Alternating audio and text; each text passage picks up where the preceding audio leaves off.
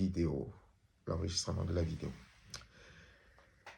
Alors, ce matin, nous avons un message que Dieu m'a mis à cœur et que j'ai déjà abordé cette semaine et que j'aborderai encore certainement la semaine qui va suivre. Il s'agit d'un élément, d'une étape importante qui concerne nous, les enfants de Dieu, dans notre marche avec le Seigneur. Et dans cette marche, il y a une étape incontournable que nous pouvons soit bien gérer ou soit mal gérer. Nous sommes tous conscients que nous ne sommes pas parfaits. Nous sommes tous conscients que nous avons fait de nombreuses erreurs et qu'il nous est arrivé de chuter, de tomber dans le péché, d'avoir des mauvaises réactions, d'avoir eu des comportements qui ne glorifiaient pas Dieu, d'avoir fait des choix qui nous ont coûté cher. Et donc, il arrive un jour où nous prenons conscience de nos erreurs. Il y a cette étape de la vie chrétienne, de la croissance chrétienne, de la maturité chrétienne, et aussi cette étape des conséquences de nos choix ou de nos péchés.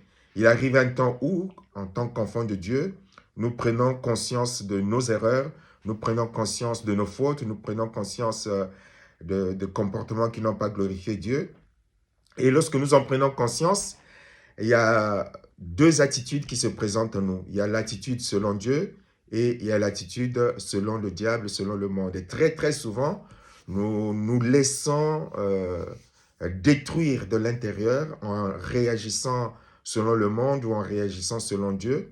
Et très souvent, cela nous conduit à nous enfoncer davantage et puis à tomber pleinement dans le piège que le diable nous a tendu. Pour appuyer la prédication de ce matin, nous allons lire 2 Corinthiens chapitre 2, du verset 5 au verset 11,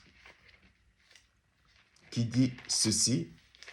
C'est l'apôtre Paul qui écrira à l'église de Corinthe, dans la lettre précédente, il s'était étonné qu'il y avait une situation grave de péché, connue de tout le monde et que l'Église ne réagissait pas. Et l'apôtre Paul va leur écrire pour leur dire, écoutez, prenez des mesures pour que cette situation, ce péché public commis dans l'Église ne continue pas, ne perdure pas. Vous êtes des enfants de Dieu, il faut appliquer ce que la parole de Dieu dit. Et donc l'Église va réagir par rapport à cette situation et l'apôtre va être obligé d'écrire une seconde lettre. Et donc il va leur dire ceci.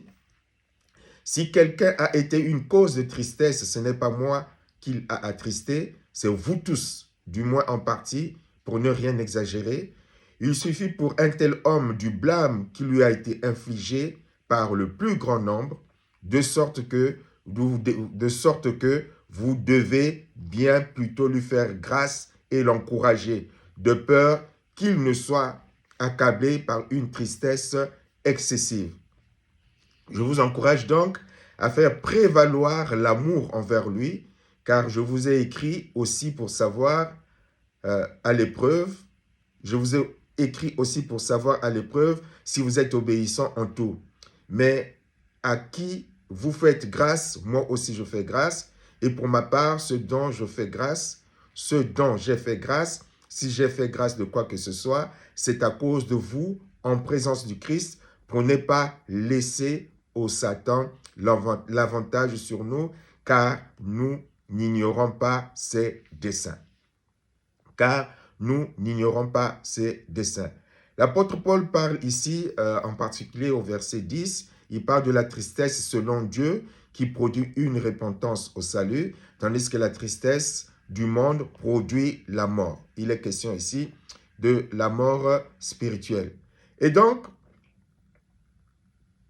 l'apôtre Paul va écrire à l'Église pour leur expliquer ces réalités.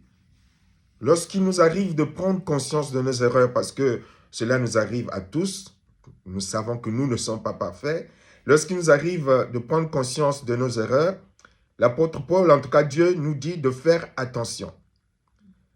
Parce que en prenant conscience de nos erreurs, il y a déjà cette culpabilité qui vient nous toucher, parce que on se découvre dans ce que nous avons eu comme comportement, on se découvre dans ce que nous avons eu comme déviance, et dans cette prise de conscience, généralement, le diable n'est pas loin pour nous dire, en nous condamnant, en nous disant, mais comment est-ce que toi, tu as pu faire une telle chose? Comment est-ce que toi, tu as pu tomber dans un tel piège? Comment est-ce que toi, tu as pu parler de la sorte? Comment est-ce que toi, tu as pu avoir de telles réactions? Comment est-ce que toi, tu as pu... Et le diable vient souvent titiller notre orgueil parce que nous nous voyons, IONS, nous nous voyons tellement beaux sans s'en rendre compte. Hein.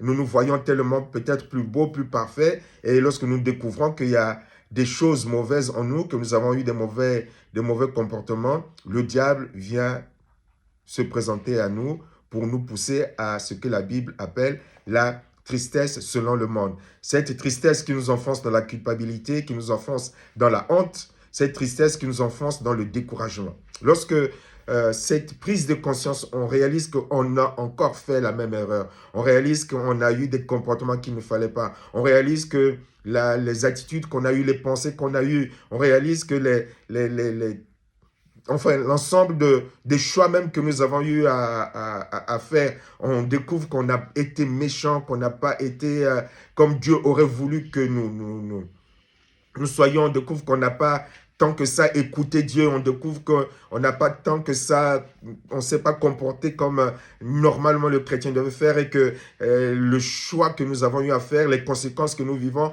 nous aurions pu les éviter, mais les conséquences sont là. Alors, la tristesse selon le monde vient alors nous enfoncer dans la culpabilité, vient nous enfoncer dans la honte, vient nous enfoncer dans les découragements, et finalement, nous laisse comprendre que bon, tout est fini, qu'on est indigne, que Dieu ne peut plus nous accepter, qu'on est indigne, que l'Église ne peut plus nous accepter, qu'on est indigne et que bon, on ne mérite plus rien du tout, sinon peut-être à disparaître de la surface de la terre. Alors les pensées accusatrices viennent nous accabler, viennent nous enfoncer, c'est-à-dire comment j'ai pu passer ça, penser cela d'un tel, comment est-ce que j'ai pu faire ce choix, mais comment je me suis encore fait avoir, mais comment est-ce que, alors ces pensées négatives, accusatrices viennent et cherchent à nous éloigner de Dieu en accablant notre faute, en nous enfonçant dans notre faute, en nous enfonçant dans notre erreur, d'avoir pu faire une telle chose, d'avoir pu faire un tel choix, d'avoir eu telle réaction, d'avoir eu de tels sentiments, et donc nos yeux s'ouvrent et alors, la tristesse selon le monde, en tout cas, tout le monde passe par cette phase. La différence, c'est que certains restent dans cette phase et d'autres réagissent pour sortir de cette phase. Mais la première réaction, c'est ça qui nous arrive. Mais comment est-ce que j'ai pu penser ça? Comment est-ce que j'ai pu faire ça? Comment est-ce que j'ai pu poser tel acte? Comment est-ce que j'ai pu dire cette parole? Comment est-ce que j'ai pu avoir telle pensée sur un tel? Comment est-ce que j'ai pu concevoir des pensées aussi noires, presque diaboliques, presque de sorciers ou de sorcières? Comment est-ce que j'ai pu être dans un tel état de colère, de violence? En tout cas, tout vient nous enfoncer dans la culpabilité et nous laisser croire que voilà, tout est fini, tout est fini.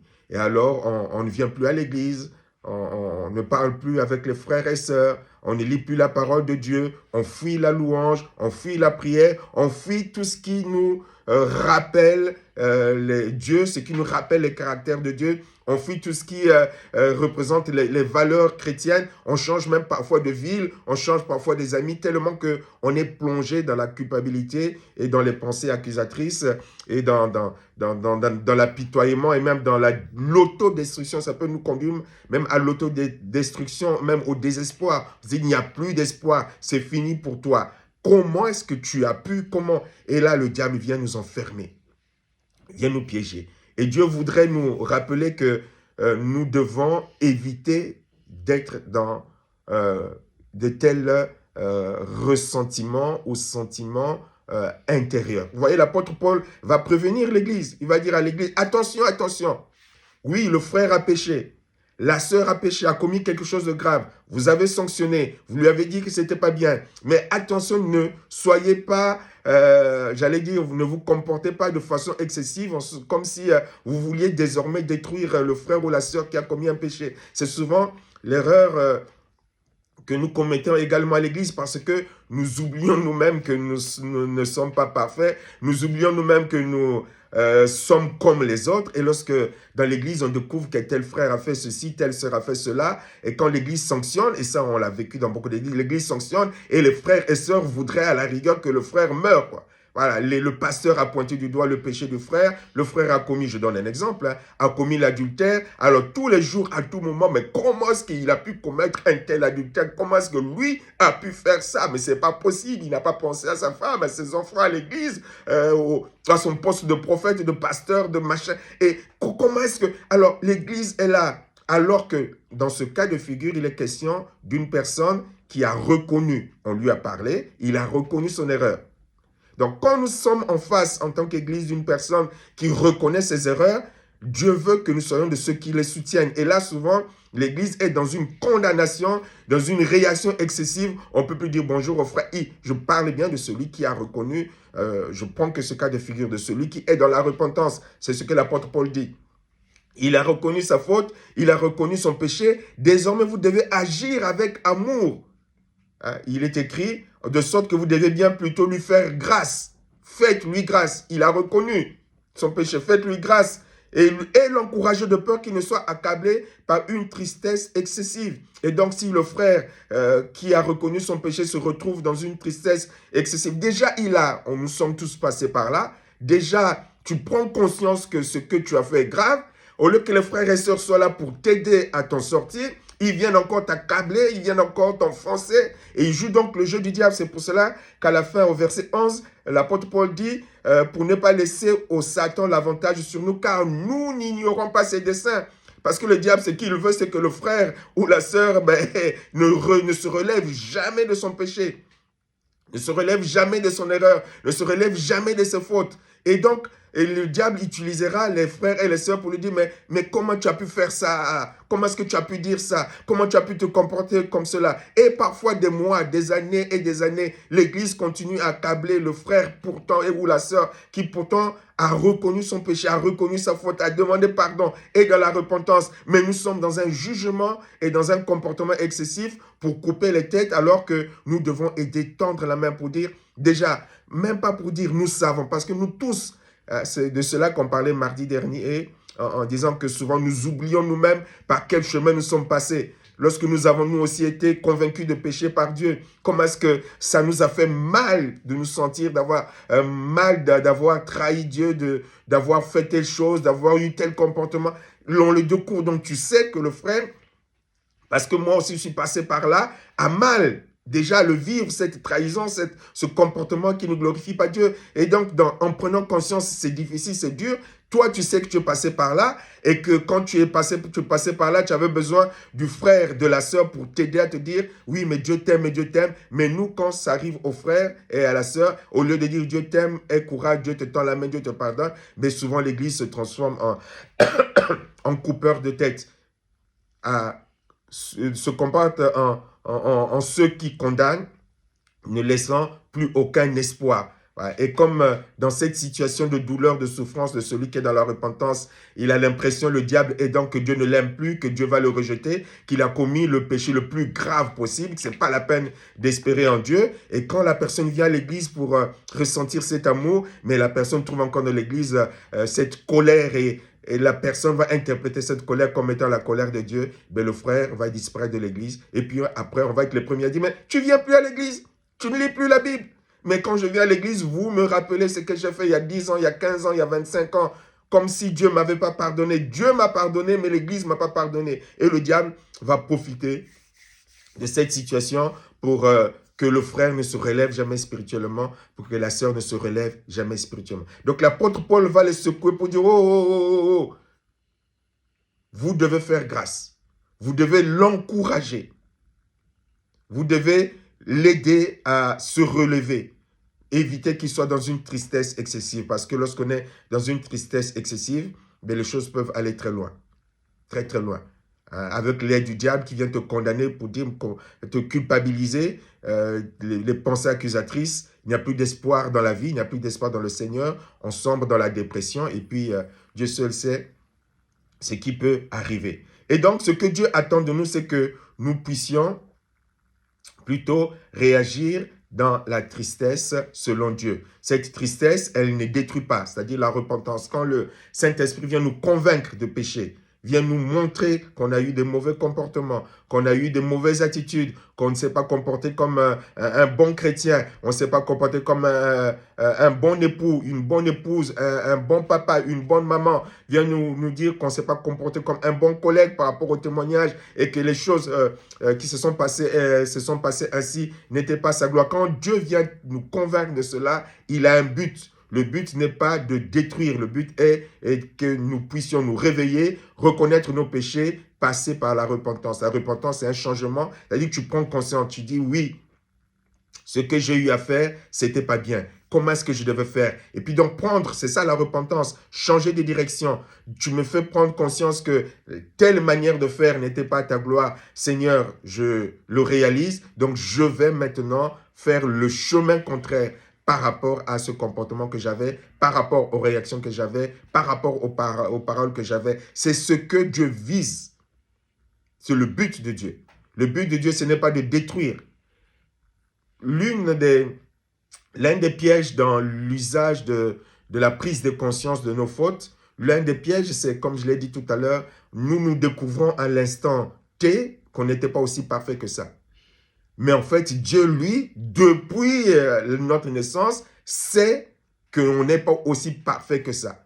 Donc, quand nous découvrons nos failles, nos erreurs, nos fautes commises dans le passé ou au moment où nous sommes en dehors, quand nous le découvrons, mais Dieu ne le découvre pas au même moment que nous.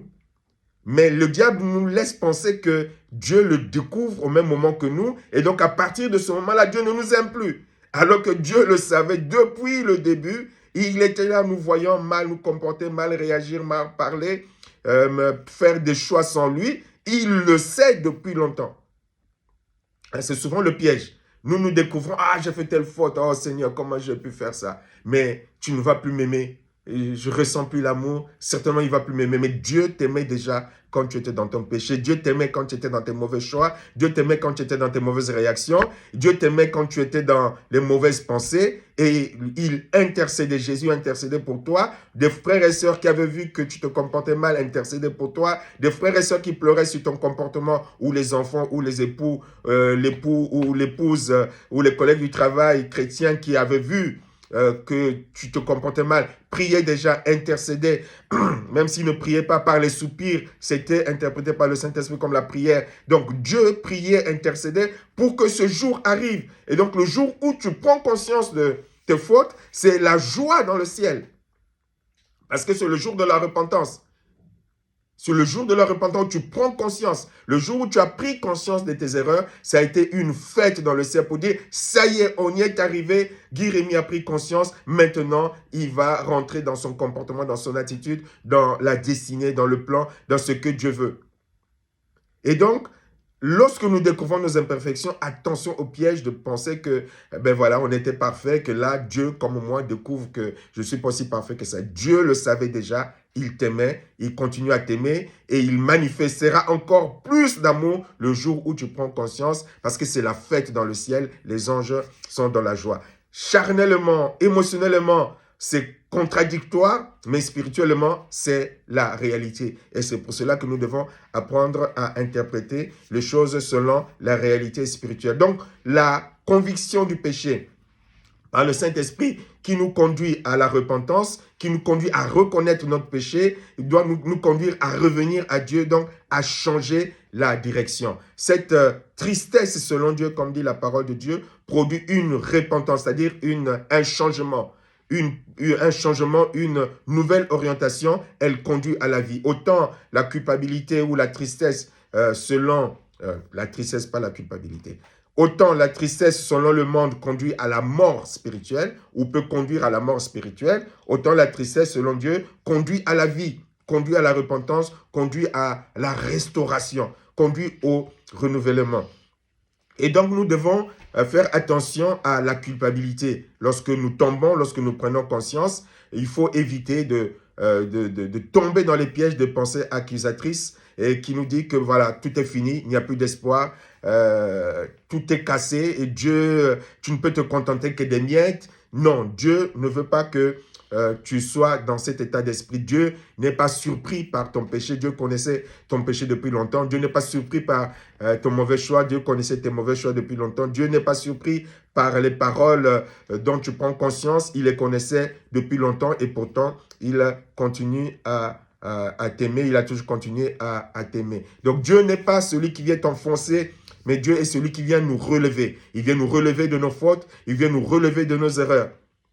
C'est cette mission que Dieu attend de l'Église, que Dieu attend de toi et moi à l'égard de notre frère, de notre sœur. Lorsque ce genre de situation arrive, lorsque tu vois ton frère qui cherche à revenir à Dieu après s'être détourné de Dieu, après s'être engagé dans des choses qui n'étaient pas de Dieu, tu vois que ton frère tente de revenir, nous devons courir pour que l'un prenne son bras gauche, que l'autre prenne son bras droit pour l'aider à se relever, pour dire « Viens mon frère, je suis content ». Je dois l'encourager un peu comme le père du fils prodigue qui attendait, qui espérait. Nous devons être de ceux-là qui n'enfoncent pas, mais qui aident nos frères, qui aident nos sœurs à revenir, à se relever et à tirer les leçons de leur chute. Nous devons être contents de cela. Ce n'est pas une complicité. Du moment où la personne est dans la repentance, d'ailleurs nous sommes mal placés pour condamner quelqu'un dans ses erreurs, du moment où il est en train de prendre conscience, même quand il ne prend pas conscience,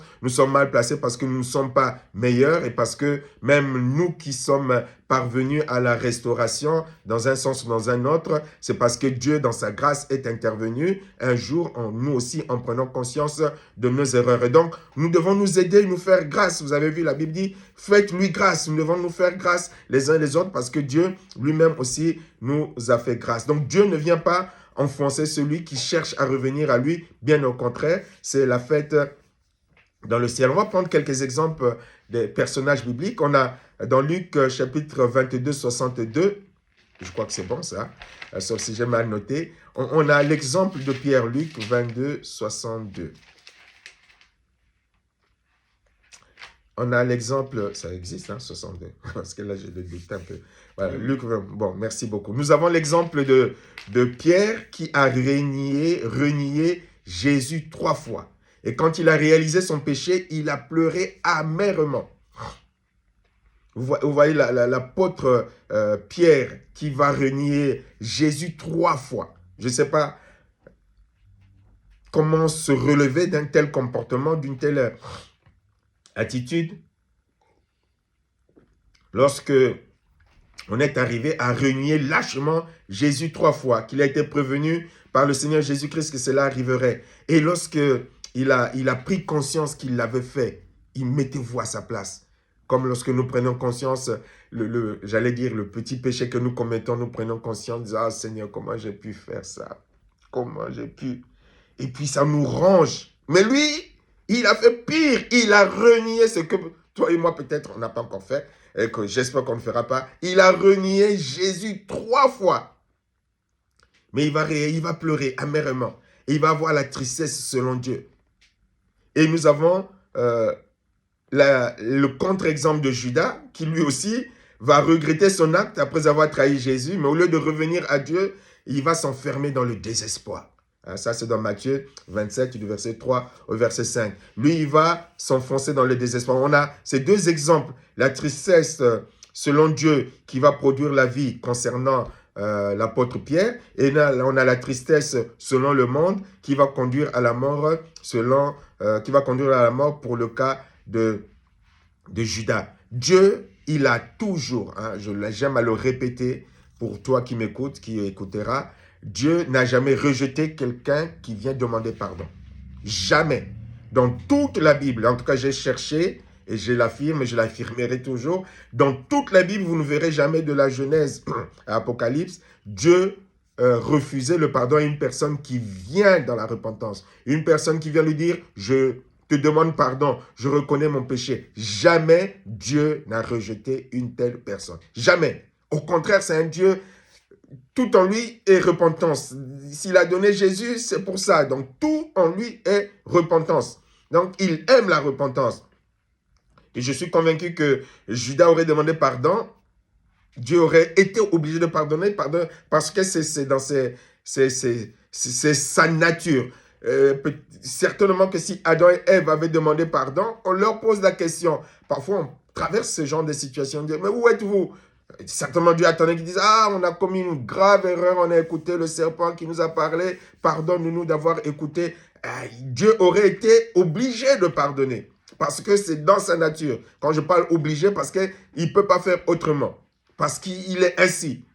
La Bible nous l'explique. Mais voilà, très souvent, nous faisons comme Adam et Ève, nous cherchons à accuser les autres, c'est à cause d'un tel, c'est à cause d'un tel. C'est pour cela que notre repentance n'est pas réelle, c'est pour cela que notre tristesse n'est pas selon le Saint-Esprit, et c'est pour cela qu'on ne peut pas être restauré selon Dieu. On ne cherche pas des coupables pour justifier notre faute. Nous sommes responsables, comme nous le verrons tout à l'heure. Nous devons donc comprendre que ce n'est pas juste le fait d'être attristé qui fait la différence, c'est la réaction ou la direction que prend notre cœur lorsque nous sommes dans la tristesse. Soit nous nous comportons comme Pierre, qui prend conscience tristement de son comportement, de son attitude, de son règnement, qui prend conscience et qui dit « ce que j'ai fait, c'est pas bien, je veux revenir à Jésus ». Et là, Jésus a pardonné. Soit alors, on fait comme Judas, mais on s'éloigne et on finit par mourir spirituellement. Et donc, lorsque le Saint-Esprit vient nous convaincre de notre situation, vient nous convaincre de notre péché, il ne faut surtout pas tomber dans le piège en voulant fuir. Il ne faut pas tomber dans le piège en s'auto-condamnant. Il ne faut pas rester dans la honte. Il faut venir à Dieu. Il faut venir à Dieu, tel que tu es.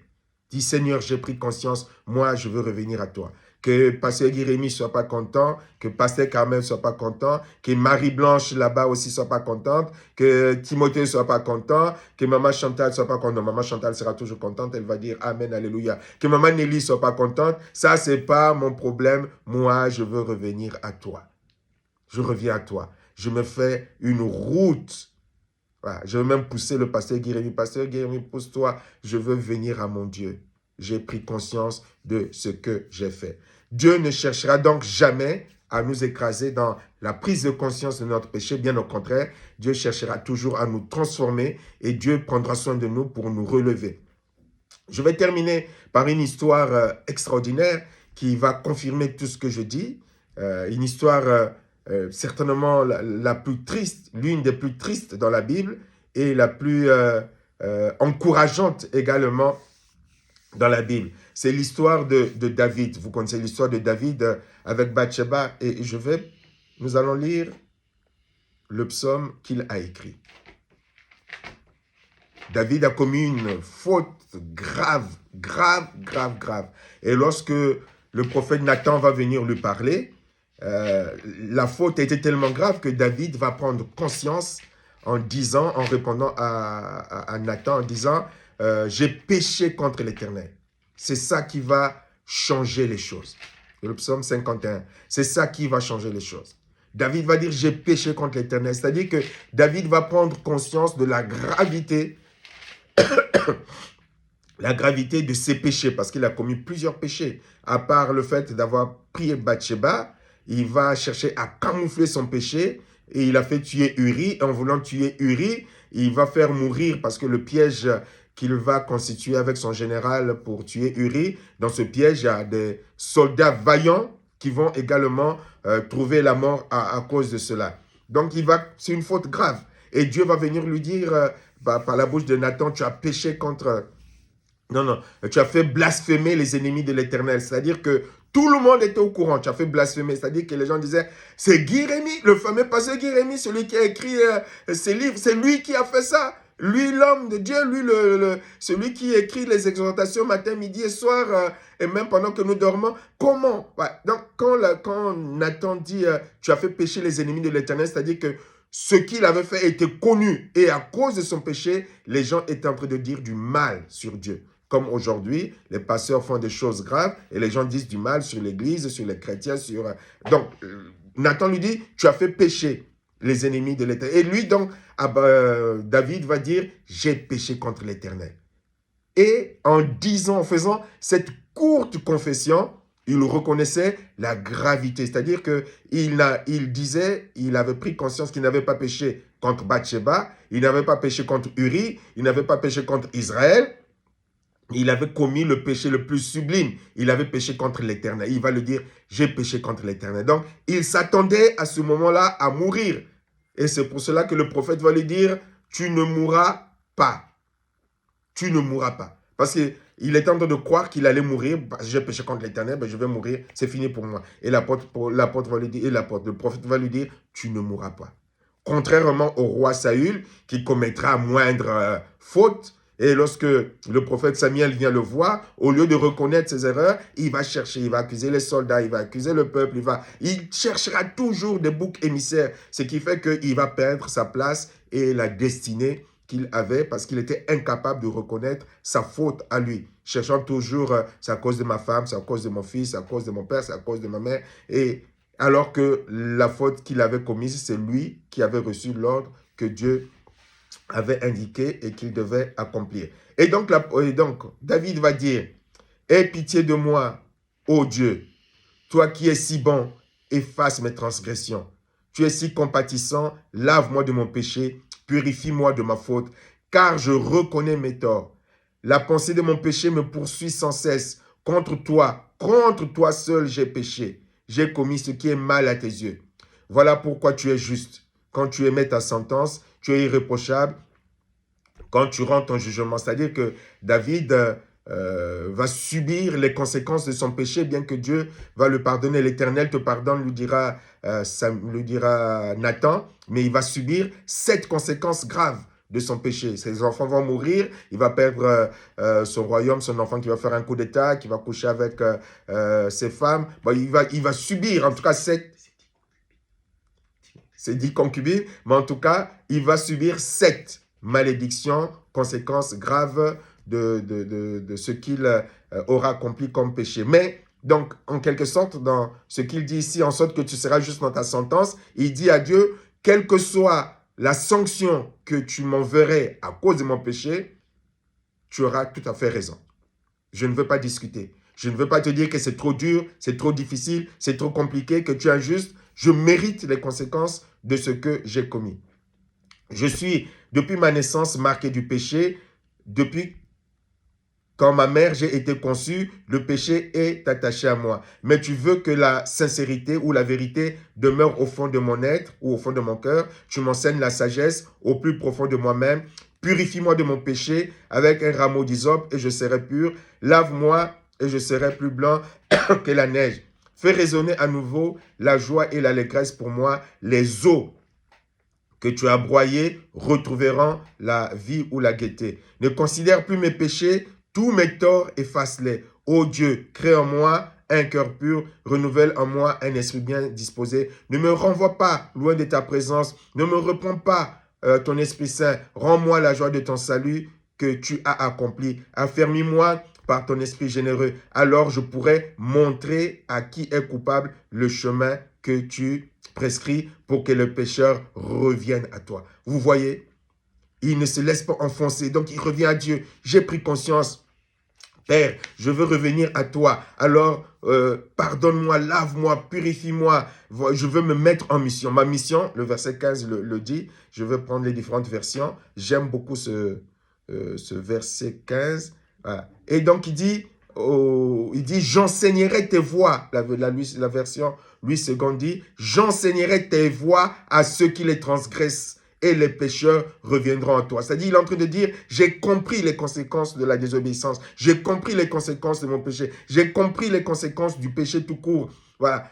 Lave-moi, purifie-moi, restaure-moi. Au travers de cette prière, il revient à Dieu. Il veut revenir à Dieu. Il veut revenir. Il ne se loigne pas de Dieu. Il veut revenir. D'où ces prières qu'il formule. Il dit, voilà, tu vas me laver, tu vas me pardonner, tu vas me purifier. Et moi, je vais me mettre en mission. Ma mission, c'est que je vais enseigner. Je vais dire à mes frères, à mes sœurs, à d'autres, de ne pas faire ce que j'ai fait, de ne pas commettre des péchés, de ne pas désobéir à l'Éternel, de ne pas... Voilà, j'ai tiré les leçons et de ces leçons, je vais enseigner les pécheurs pour qu'ils reviennent à toi. La version PDV dit, ceux qui ne t'obéissent pas, je leur apprendrai à faire ce que tu veux et les coupables reviendront à toi. Voilà, je rentre dans la mission. Je vais enseigner les conséquences de ce que j'ai fait. Je vais instruire sur ce que j'ai fait pour que les gens revienne à toi, que les personnes soient convaincues. Donc, on voit au travers de cet exemple ce que David va tirer comme leçon. Donc, il sait, David, que ce qu'il a commis avec Bathsheba et le fait d'avoir tué Uri, les soldats, est une chose grave. David va être corrigé par Dieu. Dieu va envoyer son prophète et David va confesser donc, c'est dans 2 Samuel chapitre 12, verset 13, il dira « J'ai péché contre l'Éternel ». David ne s'est pas justifié, David ne s'est pas excusé, contrairement à nous. La tristesse, selon Dieu, ne cherche pas à se justifier. La tristesse, selon Dieu, ne cherche pas d'excuses. Il doit reconnaître, avoir le courage, l'humilité de reconnaître, oui, j'ai fait ces choses. Oui, je me suis comporté ainsi. Oui, j'ai dysfonctionné. Oui, j'ai mal parlé. Oui, j'ai commis ces choses. Père, je suis devant toi. Je ne cherche pas des excuses à 1000 balles ou à 100 balles. Oui, je l'ai fait. Je me présente devant toi. Rien à défendre. Maintenant, j'ai besoin de toi pour corriger ce que j'ai fait. J'ai besoin de toi pour enseigner aux autres à ne pas faire ce que j'ai fait. J'ai besoin de toi pour devenir un prédicateur, un exemple de mon mon contre-exemple, si je peux m'exprimer ainsi. Et donc, David va chercher et il va trouver la restauration que Dieu seul peut donner. Et Dieu va pardonner à David. Et s'il y a eu des conséquences, sa relation avec Dieu a été rétablie. Dieu va restaurer sa relation avec David. Quand vous lisez l'histoire de David, vous verrez par la suite, après cette chute, Dieu va le restaurer, Dieu va le relever et David va revenir encore plus fort spirituellement. Il va tirer une leçon, je ne sais pas où est-ce que je l'ai partagé, mais je l'ai partagé dans un groupe, l'exhortation du jour, peut-être même sur Facebook, je ne sais plus, où on sait comment est-ce que David est tombé dans ce péché. Dans ce péché. Il est écrit qu'à l'heure où les rois se mettaient en guerre, David resta à Jérusalem. C'est-à-dire qu'il n'était pas à la place où Dieu l'attendait. Et donc, n'étant pas à la place où Dieu l'attendait, il a voulu se reposer, il a voulu prendre du bon temps, il a voulu tourner en rond. Et donc, ce vide va être profitable à l'ennemi pour qu'il puisse alors être piégé de la sorte. Et donc, David va tirer le leçon. Donc, on le voit, après cette chute, la restauration de Dieu, David va revenir avec plus de zèle, plus de disposition, plus d'engagement. Il va organiser l'église, il va organiser le temple, il va organiser le travail des Lévites, il va organiser les fonctions dans le temple, il va bâtir, il va faire beaucoup de choses. Son zèle pour Dieu va encore être décuplé. Il va tirer les leçons et son amour pour Dieu va de nouveau être plus fort, plus grand, parce que Dieu n'attendait que ça. Je voudrais te dire donc pour terminer, quel que soit le passé que tu as pu avoir, quelles que soient les erreurs que tu as pu commettre, quelles que soient les fautes que tu as pu commettre, quelles que soient les mauvaises réactions que tu as pu avoir, les mauvaises orientations, et que tu es là, tu constates l'échec parfois dans beaucoup de domaines de ta vie. L'échec que tu constates n'est pas le point final de Dieu. L'échec que tu vois n'est pas le point final de Dieu. C'est la virgule des erreurs que tu as commises, des chutes que tu as eues, des égarements que tu as eus. Dieu est capable de l'utiliser puissamment pour que tu sois un témoin de ce qu'il est capable de faire dans l'œuvre des restaurations. Dieu ne t'enfonce pas. Dieu ne t'accuse pas. Dieu ne te culpabilise pas. Il veut juste que tu tires les leçons avec le Saint-Esprit, avec sa parole et de tes chutes, de tes égarements, de tes mauvais choix, des conséquences également. Tu sois capable de dire comme David, j'enseignerai aux pécheurs à ne pas transgresser ta parole. J'enseignerai à mes frères à ne pas faire comme moi. J'enseignerai à mes sœurs à ne pas faire comme moi parce que j'ai vu les conséquences. Mais maintenant, je tire les leçons. Seigneur, sers-toi de moi pour dire à mon frère, pour dire à ma sœur de ne pas s'éloigner de Jésus-Christ, de ne pas s'éloigner de l'Éternel, de ne pas faire des choix sans l'Éternel. Dire à mon frère, à ma sœur de prendre conscience qu'il y a Dieu qui est là, qui est capable de délivrer de tout passé émotionnel, de tout passif émotionnel, quelles que soient les circonstances. Dieu veut te tendre la main pour une pleine restauration, pour un vrai rétablissement, pour une vraie guérison. Et quel que soit le nombre d'années qui te reste sur cette terre, ben ce nombre d'années, Dieu va s'en servir pour sa gloire dans une puissance et une puissante restauration au nom de Jésus. Amen. Amen. Je laisse donc la parole